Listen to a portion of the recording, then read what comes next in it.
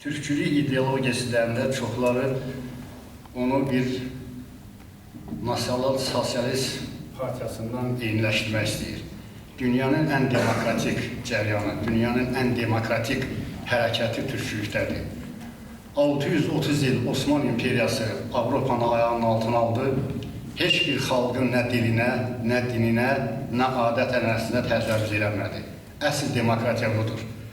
Bu günləri dünyada gedən proseslərə baxın və türkçülüyün üstünə gələn proseslərə baxın.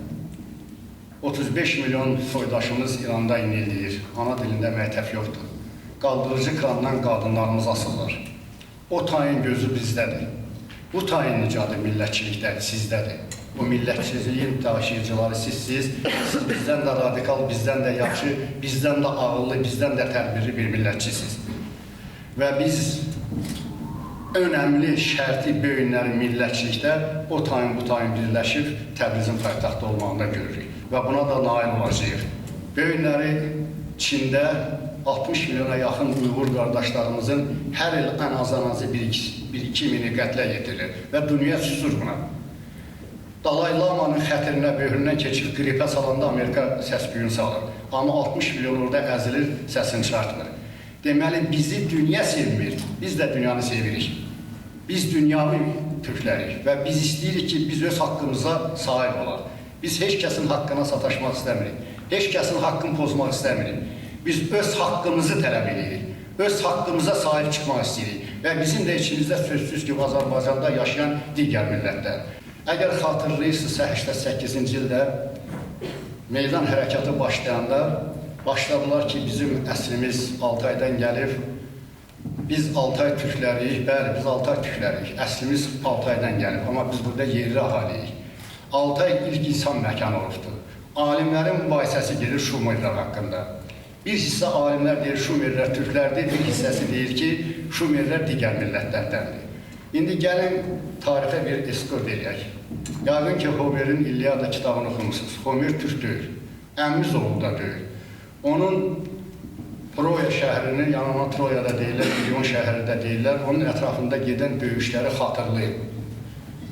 Hadisi çıxır Troya şəhərinin mühasirəni alandan sonra şəhərin qarşısına deyir, ey ət əti yəyənlər, ey ət südü içənlər, təslim olun. Ət əti yemək, ət südü içmək biz türklərə aiddir. Deməli, 10 min il bundan qabaq, bizim eradan qabaq, biz burada yerli sakin olmuşuq. Keçək bizim eradan 400 il qabaq. Aleksandr Makedonskina ən ağır döyüşləri Sak türkləri verir və Bakılarda Spidamen olur. Aleksandr Makedonskinin böyünə qədər heykəli yoxdur, amma Aleksandr Makedonskinin göstərişi ilə Spidamenin büstü var, qızıldan büstü var və öz döyüşçülərinə, öz yaxın adamları onu satıb öldürüb gətirəndə deyir ki, düşmən belə olar. Böyün Azərbaycanda şərəfsizlərə şərəf ordeni verilir, şöhrətsizlərə şöhrət ordeni verilir, Rus başlılara istiqlal ordeni verilir, KGB-nin agentlərinə istiqlal ordeni verilir. Bu təsadüf deyil, bu qəsdən olunur.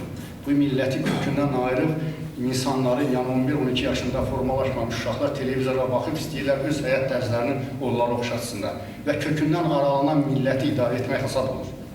Kökün bilməyən millətə hansı tərəfə desən apararlar.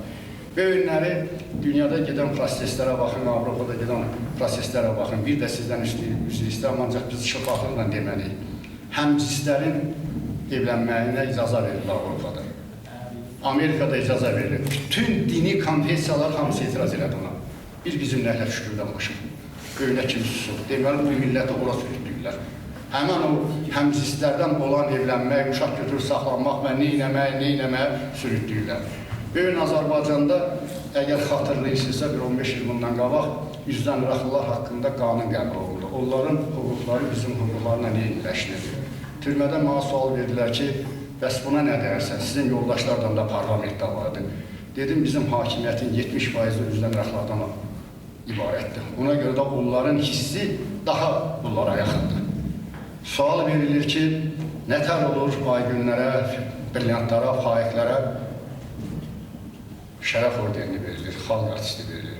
Sualın cavabı çox asaddır. Bu hakimiyyətin 80% aygün Kazımovalardan, Faiq Ağayevlərdən və Brilyant Dadaşevlardan ibarətdir. Onların həyat tərzı onlara daha yaxındır. Biz türmədə yatan vaxtı Çox qəribə idi. Kolonda 1200 nəfər vardı, cəmi 3 millətçi vardı burada. Kolonun rəisi dedi ki, mən bu 1200 nəfərdən qorxmuram, amma 3 nəfər siz millətçidən qorxuram. Siz nətər adamsınız? Döyürük, karsa salırıq, qabırqalarınızı sındırır və deyirsiniz ki, yaşasın millət, millət yaşasın, millət olsun. 91-ci ildə Türkeş Bakıya gələndə hava limanında elə bir vəziyyət yarandı ki, Dəmirəllə Türkeş gəlirdi.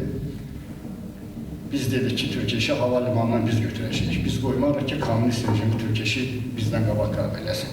Nəysə, hava limanında bir toxunma oldu. Səfər bəy, Eldar bəy buradadır. Biz hücum eləyəndə samolyota qarşı gördüm, uşaqlar dayandılar. Mən də eləmişdim ki, girin dağdan götürək. Gördüm, hamıdanı keçdim, qabaqki Əbülfəz bəy dayanır. Dedim, bəy, Türkeşə millətçidir. Türkeşə imkan verməkdir ki, kommunistlərlə bizdən qabaq görüşsün. Və biz hava limanından Türkeşi getdik. Yollarda da çiyinlərində bozqurt çəkilmiş hərbi əskər geyimdə uşaqlar bir yol, birbaşa yaşıl işıq yarandı.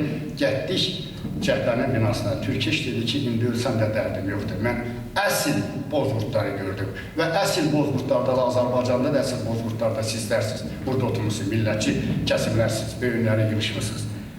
Millətçi olmaq çox çətindir, amma çox şərəflidir.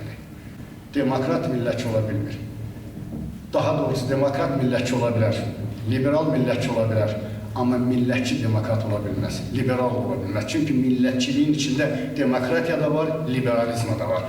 Türk millətçiliyin içində dünyanın ən gözəl xüsusiyyətləri var. Bizim abonentlər birdən hərdən bizi elə çox bir kəskin şəkildə deyirlər ki, siz qloballaşmanın əleyhinəsiniz, siz inteqrasiyanın əleyhinəsiniz. Xeyr, biz qloballaşmanın əleyhinə deyirik biz millətçilər. Hərəmizin cibimizdə bir telefon var. Biz elmi tərəqqinin, texniki tərəqqinin, iqtisadi tərəqqinin əleyhinə deyirik. Amma biz qloballaşmağa kanalizasiya turbasından girməyin əleyhinəyik. Suvorov yazır ki, dünyada ən çətin qələbə çalınan əskər mühasirəyə düşmüş türk əskəridir. Mən o Suvorovun sözü ilə belə baxırdım. Qarabağ müharibələrində, burada bir-iki qazi var, Həsənov Tahir vardı, Nizami Kətətin yanında onun adına məktəb var. Bu, Dövlət Universitetinin hüquq şöbəsinin 4-cü kursunda oxuyurmuş.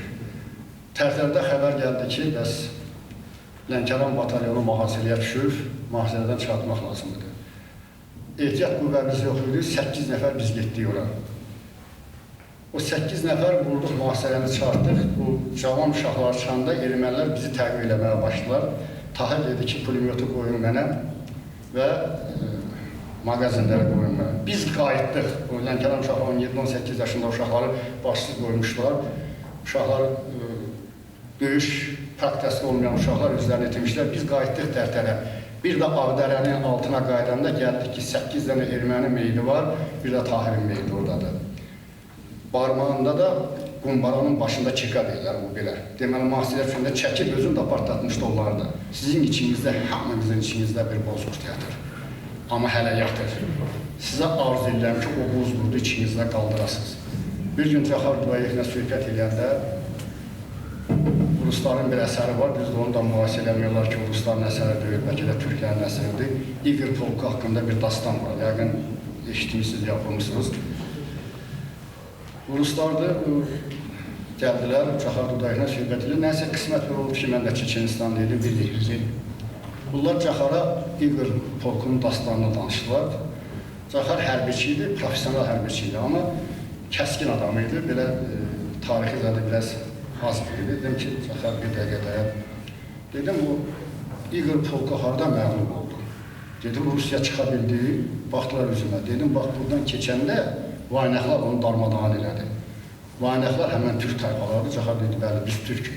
Və əgər baxmışsınızsa, bizim Azərbaycanın təklifindən Çeçenistanın bayrağında yatmış bozqurtdur. Yəni, başın əllərinin üstə qoyub yatmış bozqurtdur. Mən Cəxardan soruşdum ki, niyə yatmış bozqurtu götürürsən? Dedi, hələ biz uyanmamışıq siz kimi. Biz sizə baxıb uyanmaq istedik. Və müharibə vaxtı bizim əskərlərin döyüşünü görəndə Çeçenlər dedilər ki, siz nətər oldu ermənilərə məğlub edirsiniz? Bu fason döyüşkən millət. 2 dəfə millət, 3 dəfə milləti dəyişiblər, 4 dəfə dilimizi dəyişiblər. Kökümüzdən ayrılmaqdan ötəri. Amma yenə deyirəm, min şükür Allaha ki, sizlər var. Min şükür Allaha ki, gəncliyimiz var. Heç kəs heç deyə bilməz ki, biz gəncliyi qabağa çəkirik. Siz özünüz parlayıb qabağa çıxmışsınız və sizə alqışlar olsun. Sizi alqışlayın.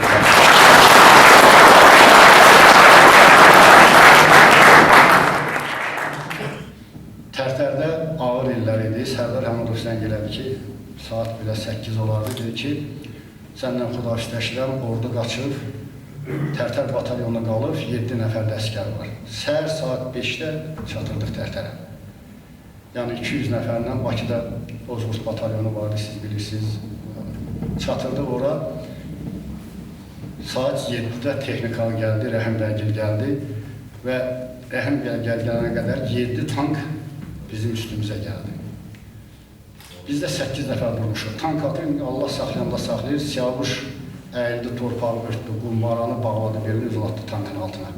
Orada özü vəsiyyət elədi ki, mən öləndə mənim başdaşıma yazıldı Siyavuş Bozqurt. Nə familiyası var, nə atasının adı var. Yəqin sən görmürsən. Bozqurt yazılıbdır. O tanklar elə bildi ki, biz 7'miz də həmən hərəkət eləyə biləcəyik. Tanklar çöndülər geri və oradan da hücum başladı. Mara və Mərhuşavanı azad elədik. Tərtər şəhər sovetinin qərarıyla birinə Şəhliyar qəsəbəsi verildi, birinə Bəxtiyar qəsəbəsi, sizi güldürməkdən tərliyim. KGB-də mən danışdığımda dedilər ki, qohum əqrabanızın adına qoymuşsunuz qəsəbələrini. Dedim, vallahi bizdə Şəhriyar adlı insan var, amma Bəxtiyar adlı adam yoxdur. Azərbaycanın 2 nəhəng şairi var. Biri o tayda, biri bu tayda. Biri Bəxtiyar Vahabzadə, biri Şəhliyar. Onların adına vermiş ki, o tabuta ilə indi birləşdiyin kimi birləşsin. Və Siyavuş kimlər bizim içimizdə minlərlədir, sizin içimizdə də minlərlədir. Biz heç kəsi partlatmaq fikrimiz yoxdur. Heç kəsin də haqqına biz təcavüz eləmirik, amma heç kəsə də imkan verməyəcək ki, bizim haqqımıza təcavüz eləsin. Gəlin bizim illərə baxaq. Böyünkü kimi, bax sizə sual verirəm, sizdən cavab verəsin. Böyünkü kimi rüşvət olub o vaxtı. Böyünkü kimi korrupsiya olub o vaxtı. Belə tayfabazlıq olubdur, belə yerribazlıq olubdur. Nazirlərin, bir nazirliyin siyasını açıq və fikir verir, əmoğlu, qardaş, dayıoğlu, biboğlu. Sanki bu nazirlik bunların ailə kodatıdır. Bu qədər insarçılıq, yəni insarçılıq bilirsiniz də nə deməkdir, monopoliyadır. Bu qədər insançılıq harada olubdur? Böyünləri qiymətlər qalxıb çarpıfələyə. Böyünləri Azərbaycanda, inanın, tələbəsiz yəqin yataqxanada yaşayanlarınız var, evlə gəlir. Ailə var ki, ailələrlə ət yemir. Adam evində ət pişirməyə utanır, çünki qonşusuna iyi gedir. Biz millətçi göktəşində hökuməti qorumaq saxlayır. Azərbaycanımızı qorumaq saxlayır. Böyünləri bütün nifrətimizlə, içəridə olan o etirazımızla bu hakimiyyətə qarşı sabah şimaldan, yaxud cənubdan müdaxilə olarsa, biz sinəmizə qabağa verib qurduğumuz Azərbaycanı qurmalıyıq. Tural Qurbanlı, Milli Fikir Mərkəzi. O dövrdə sanki elə görünür ki, Əlfəz Elçibə çox humanist idi, hamı ilə münasibətdə həddindən artıq mülayim rəftar edirdi. Yəni, bununla bərabər sizə qarşı tələbkar idi. Sizlə münasibətdə müəyyən qədər o mülayimlik hiss olunmurdu. Yəni, sizdən çox şey gözlədiyinə, umduğuna görə idim ki, yəni sizə qarşı tələbkarlıq var idi. Bu nəyinə bağlıdır? Birinci, Əbülfəz bəy haqqında, rəhmətli haqqında deyil. Kim deyir ki, Əbülfəz bəy qorxaq idi, yalan deyir. Qorxaq adam İsrail imperiyasına qarşı vuruşmazdı. Əbülfəz bəy cəsarətli, kifayət qədər vətəni və milləti sevən bir insan idi. Bir gün 9-cu imkanında evə gedirdim, gecə saat 1 idi. Təxmini Sumqayıtda bir 500 adam oturub avtobus gözlüyordu. Nəyəsə uşaqlara yolladım, avtobus parkının direktoruna, baş injinerinə çağırdı. Onları oturdum avtobus yoluna, onlar avtobusu sürdürər səhərə kimi adam daşlar. Gəldim Əbülfəz bəyə dedim ki, istədim Əbülfəz bəyə biraz Ruşa gətirəm. Dedim, bəy, mən avtobus dayanacağında xalqla söhbət elədim. Sənin də mənim də atamın görünə sürürdülər. Əbülfəz bəy bilsinə cavab verdi. Dedi, bəy, qoy millət ürəklənsin, qoy millət görsün ki, prezidenti də sürmək var. Daxil İşlər Nazirliyinə də sürmək var. Əbülfəz bəyin humanistliyi milləti sevərlikdən irəli gəlirdi, bunu biləsiniz. Əbülfəz bəyin əli təmiz idi. Qaldı mənə qarşı tələbkarlıq. Quranda ayə var. Deyə, ya Peyğəmbər, mən sevdiyim bəndələri imtihana çəkirəm. Siz elə bildiniz ki, mən sizi imtihana çəkməmiş, siz cənnətə gedəsiniz. Əbülfəz bəy də sevdiyi bəndələrə qarşı sərt olurdu. Mən onun sərtliyin qabil edirəm və Əbülfəz bəyi sevirəm. Əbülfəz bəy yaxşı insan idi. Əbülfəz bəy heç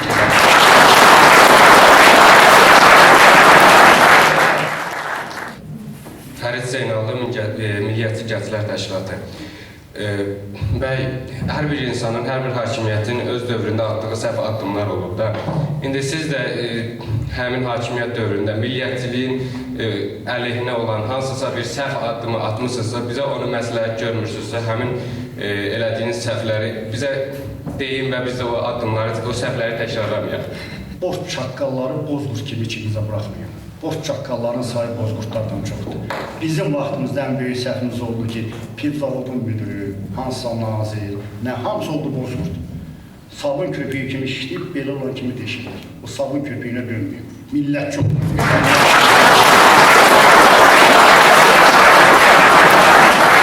Çaqqallıqdan uzaq olur. Leyla Salmanlı Milli Fikir Mərkəzi. İskəndər bəy, o vaxt deyirsiniz ki, süni qiyamlar yaradıldı da Əbülfəz bəyin getməsi üçün. Sizcə o vaxt Əbülfəz bəy xalqa müraciət eləsəydi ki, mən getmək istəmirəm, sizin mənim arxamda durursunuzmu? Xalqla bərabər mübarizə apara bilməzdi?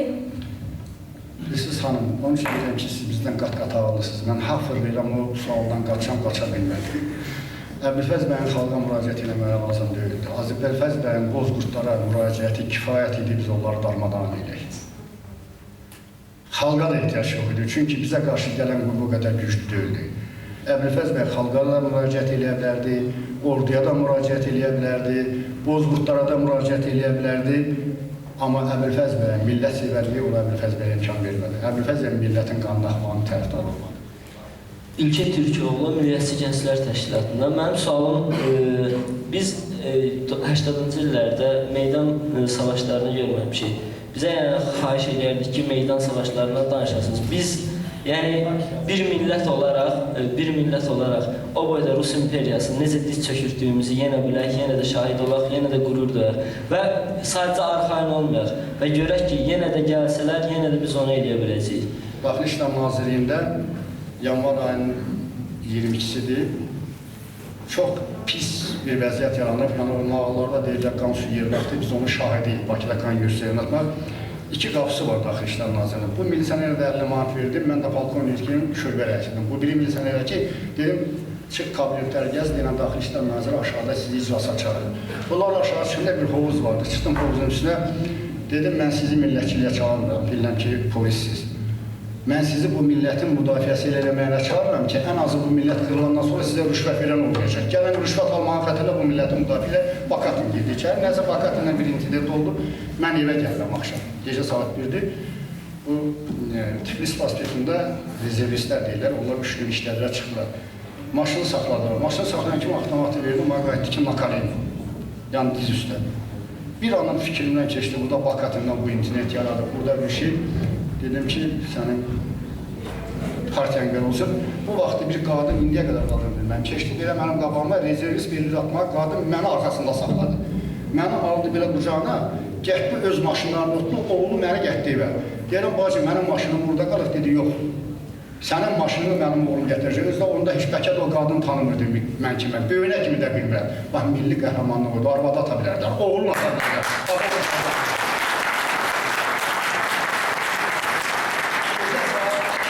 Gecə saat 3-də bizə axtarışda gəldilər. Balqonda da bir 20 yeşik sursat var, bir 5 dənə avtomat var. Rus Dövlət Təhlükəsizlik Komitəsindən bizimkilər gəliblər.